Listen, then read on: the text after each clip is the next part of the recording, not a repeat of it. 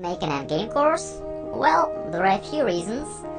First, I always consider the most frequent questions of my pupils while considering the next course's topic. Secondly, an endgame stage becomes a very important phase and a very powerful weapon nowadays. In this introductory video, I'm going to tell you why it is so. In these latter days, computers bear strong influence on chess players. Computers have changed players' opening, learning and pre-game preparation and the game style in general. Modern chess players mainly know a lot of opening lines, standard middle game plans, just because everyone can find a lot of typical games for a certain position in a database. And also they can calculate tactical variations well. Computers are very strong in tactics and calculation, thus we have a great teacher here. This is a typical chess portrait of a modern player. As you know, we should exploit the opponent's weaknesses to gain a victory. Therefore, let's think about weak points of such players. Perhaps you have noticed that all the merits in this portrait are related to an opening and a middle game stage. Thus, there is a huge hole in an endgame. A lot of players, even title players, don't play endgames very well. If you can do it a bit better, you'll get the great advantage over all of them. One my friend, who is an experienced grandmaster, says, "Last 10 years I've fed my family on endgames account." Well, certainly it's a bit joke, but it's not far away from reality. Another friend once came from the tournament where he got the first place. When he showed me his games, I was quite surprised. In 7 games out of 9, he had a totally equal endgame positions. At the same time, he won most of these games. When I asked him about this situation, he answered me the following. "You know how it happens. You play and get an equal endgame. Then your opponent offers you a draw, and when you decline it, he doesn't know what to do at all. After that, an opponent starts making silly things, and you win the game easily." This time it's not a joke even. It really happens like this in practical games. Let me show you one concrete example. During the whole game, the situation was about equal, and now it comes to an equal endgame. Let's see what happened then. White played bishop g4, queen e8. Black did a mistake. He tries to counter the c8 square, but it was better to make it by playing queen d8 instead. Now white is playing queen d3, and is getting the control over the open file. King f8, bishop d2, bishop b8.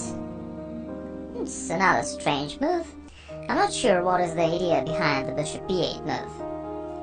Instead of that, black still was able to play queen d8 with the normal position. Okay, after bishop b8, white played b5, h5, bishop h3, and c takes b5.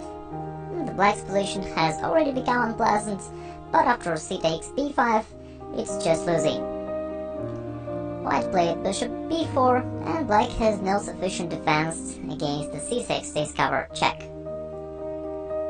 King g8 doesn't help, because white will play queen d5, king h7, queen takes b7, and the c pawn will go forward very soon.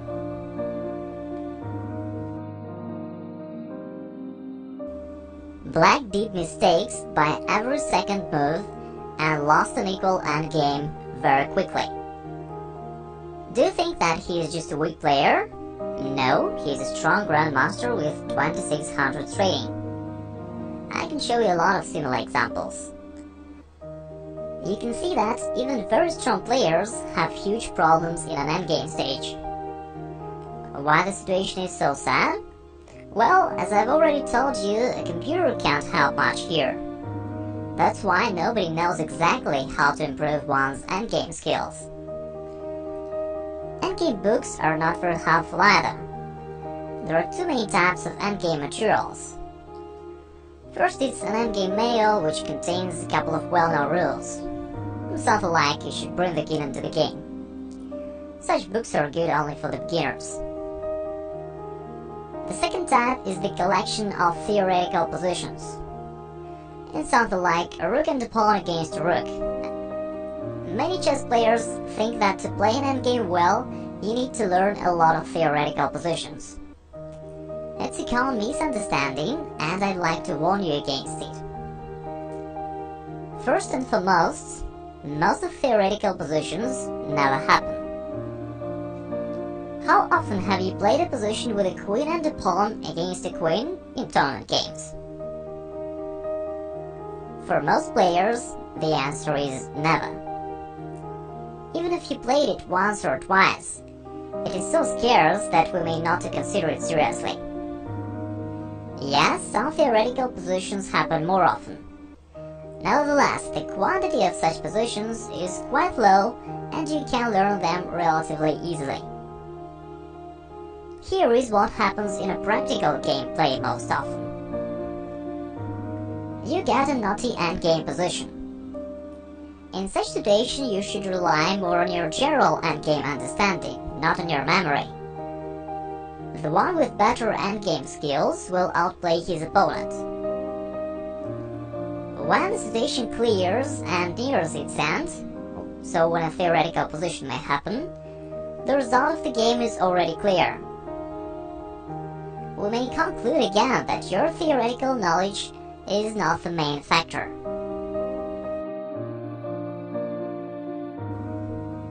There is a famous game, Capablanca Magic, where two world champions did a lot of mistakes in a simple theoretical position.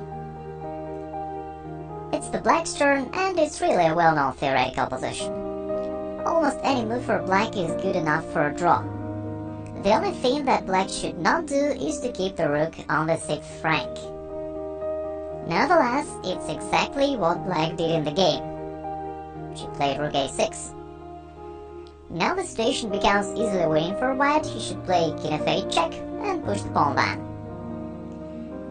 Instead of that, Capablanca played rook d7, which is a terrible mistake and which misses a win. Rook a8, rook e7. The similar situation happens again. As we already know, black should move the rook somewhere. Almost any square except the a6 is good. However, black did this mistake again, rook a6. This time Capablanca played the correct move, king f8, and then f7. Now the situation becomes easily winning for white, but the adventures don't stop here. By the way, now we can see why the a6 square is bad for the rook. After king f6, white can play king g8, and white is winning because black can't make check with the rook. His king is closest the rook file. Black can't play rook g6 check.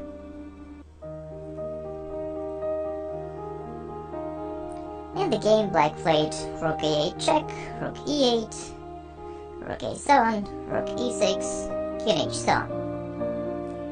Now white should move the rook somewhere back to be able to make checks. Instead of that, he did another terrible mistake, king e8. Here, after rook a8 check and after king e7, king g7, black really got a draw position. White has no defense against rook a7 check. If the white's rook was in another square, he could make a check on the g file. But now he can't. However, black did the last mistake, and instead of king g7, she played rook a7 check. And white finally won the game after king f6. It's a well-known game, and usually authors show it to prove an importance of knowing theoretical positions. I've showed you this game with an opposite purpose.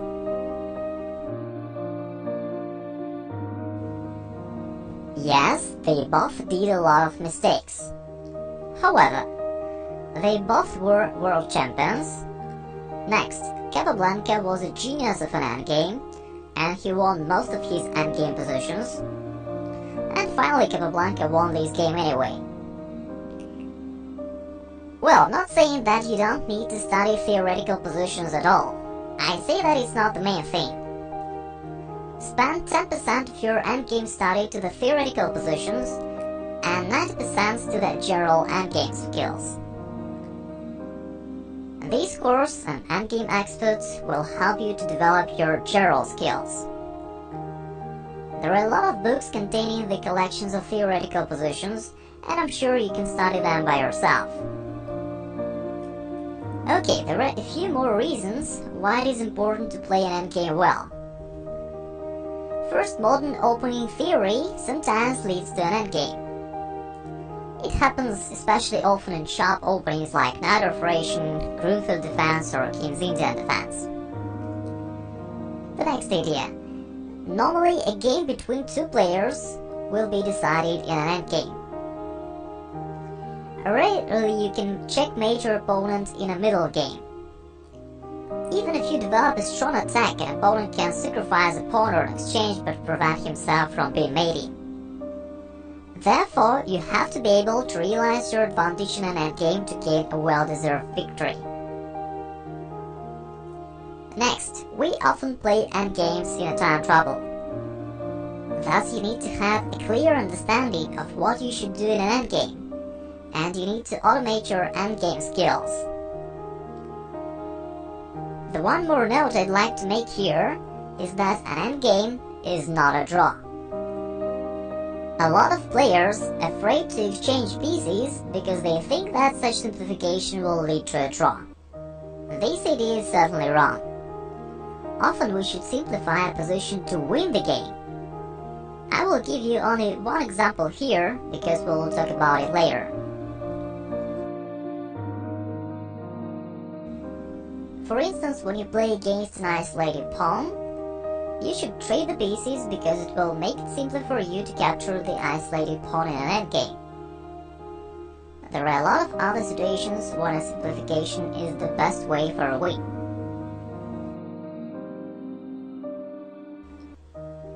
I hope that after a study of this course, you'll see that an endgame is a very complex and interesting stage of a game. Many aggressive plans are possible in an endgame. Moreover, most players are not well versed in this phase of a game. Thus, there are a lot of chances for a win, even in an equal endgame. Okay, if you have studied my other courses, you probably know the basic ideas about an endgame already. In this course, I will explain everything in more details and will show you more advanced ideas. I will explain some rules particularly and something may seem simple for you. Please take it seriously. If I tell you only the final conclusions, you will have to mechanically memorize them. This is what most chess books do, and it's awfully ineffective. You can't keep many rules in your head while playing. Instead of that, you need to understand the endgame principles. Then they will become natural for you and you will follow them automatically. You don't need to be reminded that you need to breathe regularly, right? So, this course will help you to play an endgame well and to make it easy and automatic. Thanks for your attention. I'm waiting for you in the second lesson where we will talk about an endgame planning.